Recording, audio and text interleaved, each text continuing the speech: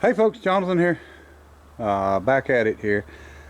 As you can see, trying to get things set up and done. Alright, so I moved this building back and lined it up a little better with this building.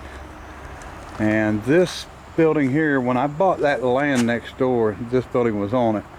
And the sides were busted up on it, and you know, the roof was rough. It was leaking, or starting to leak. It had shingles on it.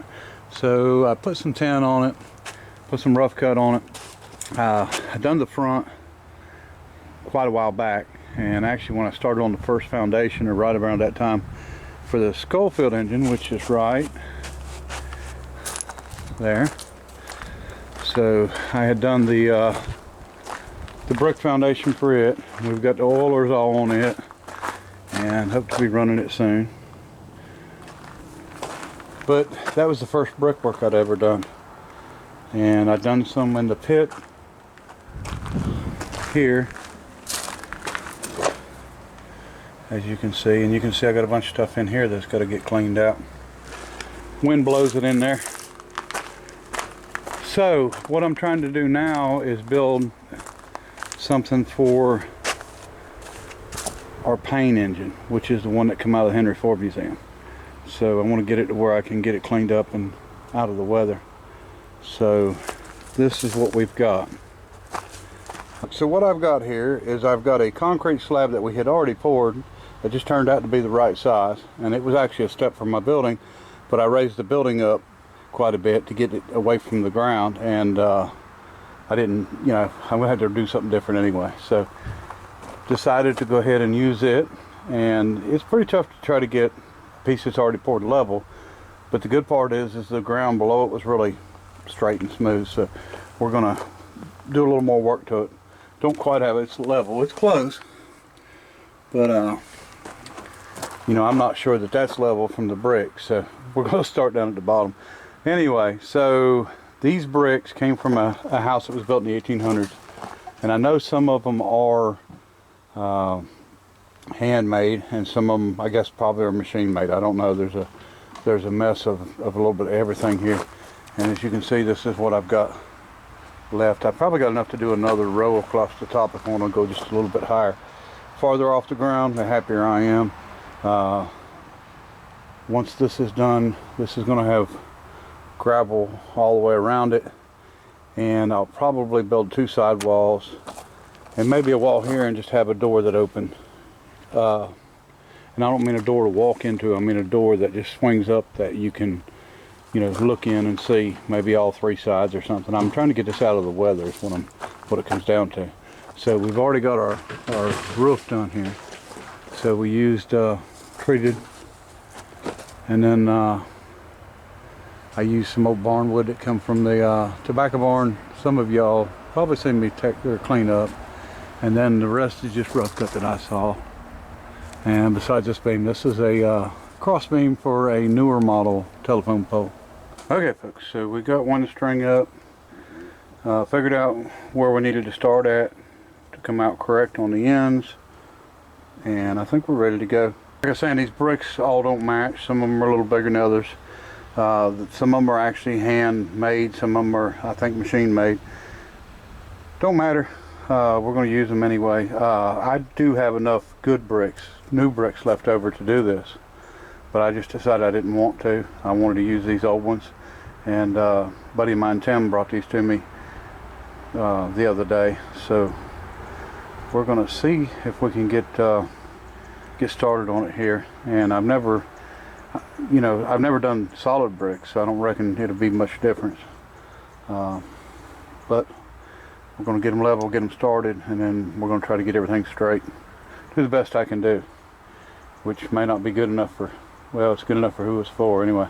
So I have not figured out what kind of material this is yet. If it's some kind of a granite or what, but it may just be regular granite, but it's sort of rough on the other side, smooth on this side. I'm going to use the rough side up, and hopefully I can drill that stuff good to put the bolts in to mount this thing down, or put the lags in.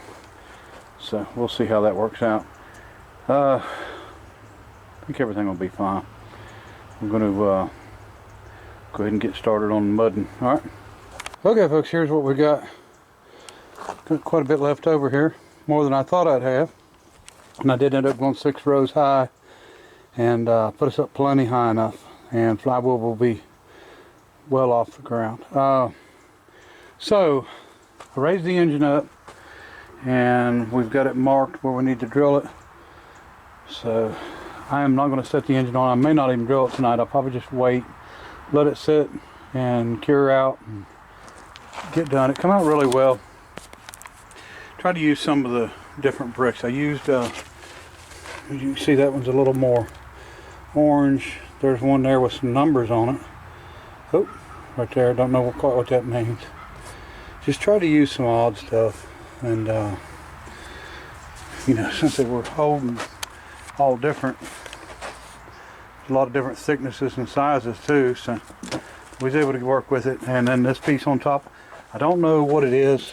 It's a good chance it may be granite, but a friend of mine gave it to me and it just happened to be the right size.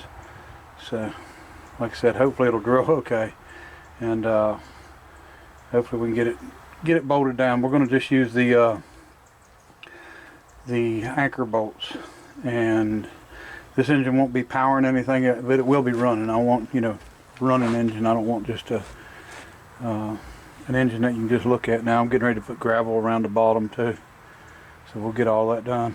But everything come out good. It's good and level. Kind of enjoy doing bricks. It's not bad. You know, there's a satisfaction when you get done, you know, being able to stand back and look at what you've done. And I kind of like these old used bricks better than the new ones that I used. So we'll continue to keep getting this done, and we'll get that engine cleaned up and get it sit on there. All right, folks. It definitely don't look as good as it looked when it was in the Henry Ford Museum, but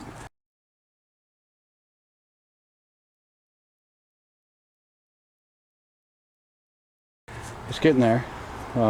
Cleaned it up a little bit, tried to get some of the dust and dirt off of it. I think it was stored in a barn up in Ohio somewhere, but anyway, so we've got it mounted. I'm probably going to go ahead and put some I don't know what I'm going to put on it.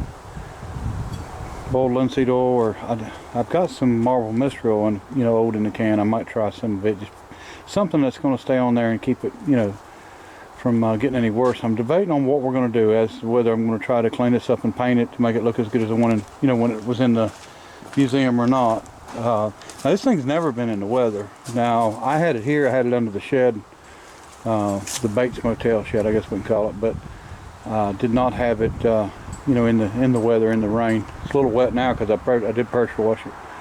I put some you know, mild soap cleaner on it, and then pressure washed it to try to get everything off. So I may stick a pulley on this side, just a belt pulley for the heck of it. Got my ship. I think that thing's about 300 pounds of what it weighs, but that's a tie a ship at a dock. I'm waiting. I figured I'd get that first, and then I would buy my ship. That way I know how big a ship I needed. So anyway, we got her in there, and then we're going to figure out what we're going to do on to do some sides of some sort. I have not figured it out. We just do it as we go. So, but it's out of the weather on a pretty nice pedestal. Put some more gravel in there, but for now it's looking pretty good. All right. Okay, folks. So we've got her set up here, and I cleaned it up a little bit. Put some boiled linseed oil on it, and now we're going to hook up the air. And well, we got it hooked up. We're going to fire up the compressor, and then we're going to run it just a little bit. I don't think I've done I hadn't done a video of it running, I know. And we'll just play with it here for a couple minutes and see how it does. All right.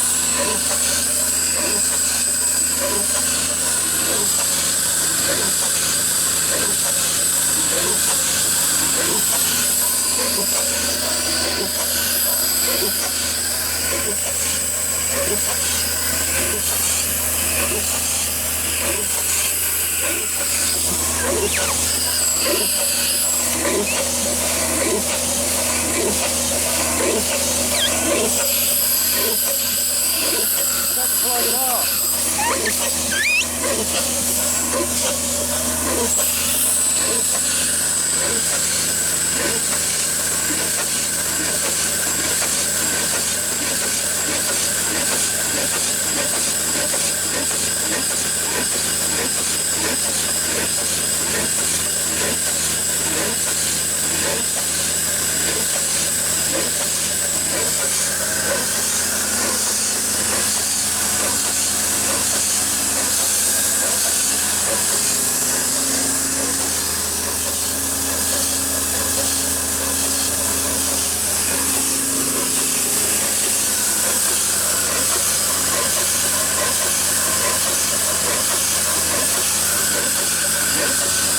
Alright folks, seems to run pretty good. It's not bad for something just put together quick here. This valve linkage, you know, the linkage was missing. It's missing in the picture from when it was in the Henry Ford Museum. I just made this stuff up real quick and machined that eccentric. This eccentric we don't even know what's off of. I think it's off frick, but I'm not sure. But it worked. I got to finish getting the bearings down. I've got them down, but I don't have them all tightened, and I wanted to wear it in a little bit, and then we'll shim them and take care of them. But hopefully we can run this thing on steam soon. I'm starting in the morning on taking a big boiler down, firewood big enough to run all my engines, you know, what I need to run. So I'll do some video of that. And my son's going to go with me. We're going to start taking the piping down. It is firewood, and it's a locomotive style. It's a big boiler. It's not a little one. And anyway, so I forgot that I had to plug this the last time. I think this could have been originally an injector for the oil. So I just squirted oil in the line before I hooked the hose up. But this thing could probably use a good mechanical injector, lubricator, and hooked up to that. It's got some rough spots there where it went in, but we can work with that if we have to. We can sleeve it, bore it out bigger, and put a pipe sleeve in it. So we're going to do some work on it, get it the way we want it. But anyway, so far so good. Working on a ice cream maker for hit and miss or steam engine.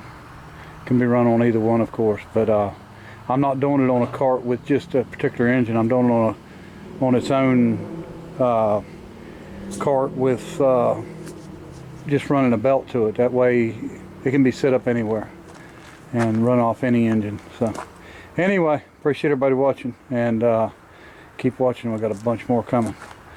All right, bye.